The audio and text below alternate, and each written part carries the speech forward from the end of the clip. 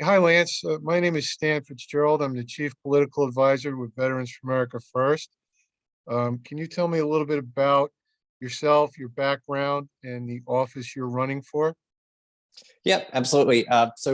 Lance Allen, I'm a 10-year Air Force veteran, come from a small town in South Georgia known as Vidalia. It's an onion town.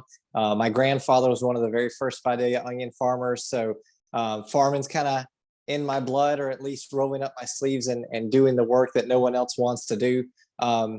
Consequently, I will say I don't like onions, so please don't ever offer me any. I spent my whole life around them. I don't want anything else to do with them. My grandfather took me in for, I guess, most of my childhood. Just a small bit of background here. My dad was murdered when I was 6, and then my mom obviously struggled, after that. And so the military for me was, almost an essential escape. There was no money for college, and so I was definitely one of those guys that joined for the GI Bill benefits. And 10 years later, I was loving my career as an intel operator. I did, missions with, intel operations, analysis, reporting, that kind of stuff with NSA, counter narcotics, counterterrorism, homeland defense. Those are kind of the areas that I stuck in the most. Got out of the Air Force. I left with 3 degrees. And so and one of those degrees was my MBA. And so essentially, to complete the MBA, I had to do an internship with industry. And at that time, there was no such thing for allowing enlisted men and women to go off and do those kinds of things. And so, had to take my own leave, went, did it. Happy today that there are programs that exist that allow enlisted men and women to go actually do those programs, which I think is absolutely fantastic. Interned with that company, CACI, they offered me a job. I moved up to DC. I've lived in Virginia probably ever since then. So probably around the end of 2015, been here for a bit now. Love Virginia, love being married, love 3 kids. I've got an 11-year-old, a 3-year-old, and a 1-year-old, and they keep me on my toes. As you saw, you called me and I'm in the middle of changing diapers. So got a work-life balance. Sure. As for me, in the political race, I'm running in the newly drawn State Senate District 1. And so, after the census redistricting, and so the new state Senate seat has no incumbent. It was drawn out of 2 existing districts. It encompasses Warren County, Shenandoah, Clark, Frederick County, and the city of Winchester. It's a very Republican district. Your main concern is going to be the nominating contest and then pushing new voters out to the polls, just because it's an area with a low turnout. Even in the Youngkin race, I think the total voter turnout was probably around 51%. So there's got to be a lot of voter engagement and really early on. What else do you want to know about the race itself?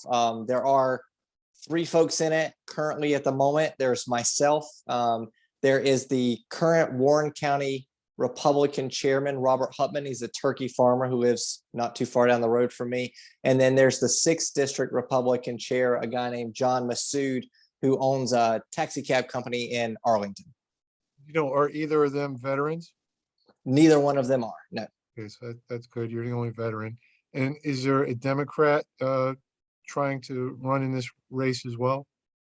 So I do know that it's a new district. So from the messaging that I've seen in the Democrats, they're going to dump money into it, but I have not seen anyone declare candidacy in that district yet. Like I said, it's pretty solid red. So it's one of those things that it's a solid red district, but if you put a lot of money into it and you push that voter turnout, especially in the city of Winchester, you could, right? There's a lot of potential there because, Winchester being a major city does tend to lean a little bit more liberal than the rest of the district. So theoretically it's possible, but I haven't seen a Democrat candidate announce. I've only seen kind of messaging and drum beats. Okay. Excuse me, just 1 second. Absolutely. I thought my plug was working and I'm running low. So let me make sure I'm plugged in so I don't lose you. No worries. Okay, I think I'm good. All right, sorry about that. So Yeah, no worries. can you tell me what your three basic platform issues are? Right. So, I think I kind of divvy up how I approach, policy in two really, main areas. As a Republican, first and foremost, I want people to know that I'm going to fight for our conservative values, and I think that list goes well beyond three. Right.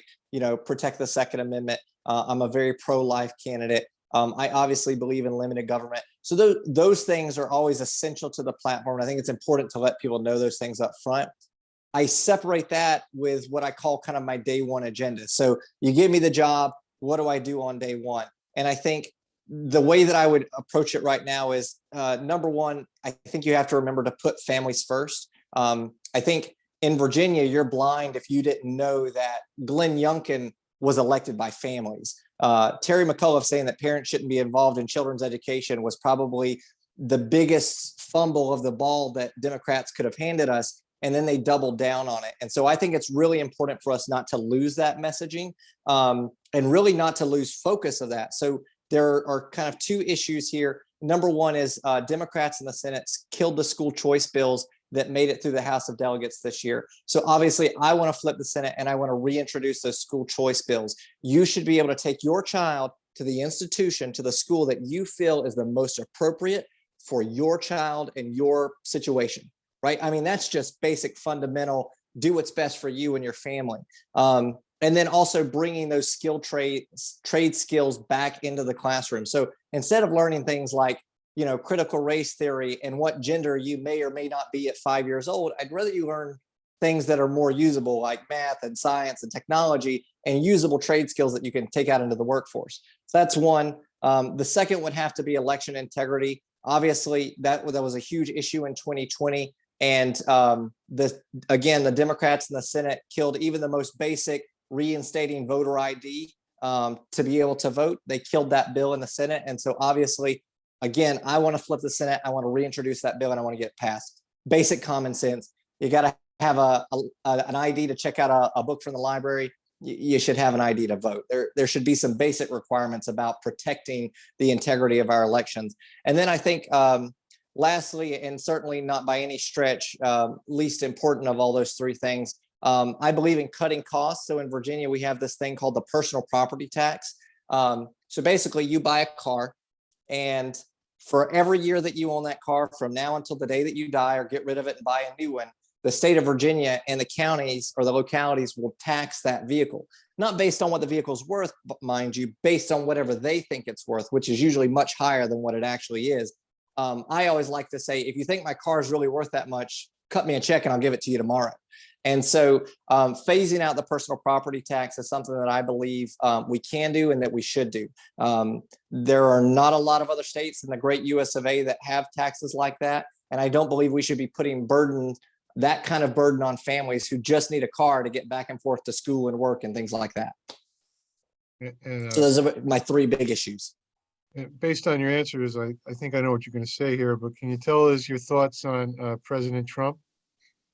Obviously, I'm pro President Trump. I went out and campaigned for him in 2016. In 2020, I was part of my local Republican committee putting up signs for him. I think what I would have to say about President Trump is, regardless of how you feel about the individual person, right, because he's a very polarizing character in terms of his personality, but regardless of how you feel about him as a person, the policies that the Trump administration put forward they made America first, right? They literally put us ahead of, other countries in the world that we had been falling behind. And if you need a better example of, am I a Trump candidate or, am I not a Trump candidate? I would say, look at the damage that's been done by the Democrats in less than a year. And I would say, instead of build back better, can we at least put things back the way they were? So, regardless of how you feel about the personality, the policies that came out of that administration put American families and businesses first. And that to me is the most important thing that I could ask for from any Republican in office. And last question, is there anything negative in your background you want to tell us about if they do a basic search at the board? Well, I mean, obviously, I have an 11-year-old, a 3-year-old, and a 1-year-old. And I guess if you looked close enough, you would see that I married my current wife kind of in the middle of that. So, I was married right out of high school. I was divorced probably about 6 years or so. No, I After didn't that, mean that kind of, I'm yeah. sorry. I meant more like criminal accusations. No, that's it. I just like to throw it out because, we're in a very conservative nominating contest. So I've been told that I'm the devil before, because I got a divorce. So Well, yeah, you then should at least know it, if they're attacking you, you're doing something right. right? So, I think I have everything I need. I appreciate your time. I'm going to submit this to the board for review. It'll go through a process, and you'll hear from our chairman, Vlad Lemets. Wonderful. I appreciate your time. Thanks so much. Thanks, Lance. I'll talk to you soon. Good luck with your Appreciate it. campaign. Thank you, sir. You're welcome. Bye-bye now. Bye.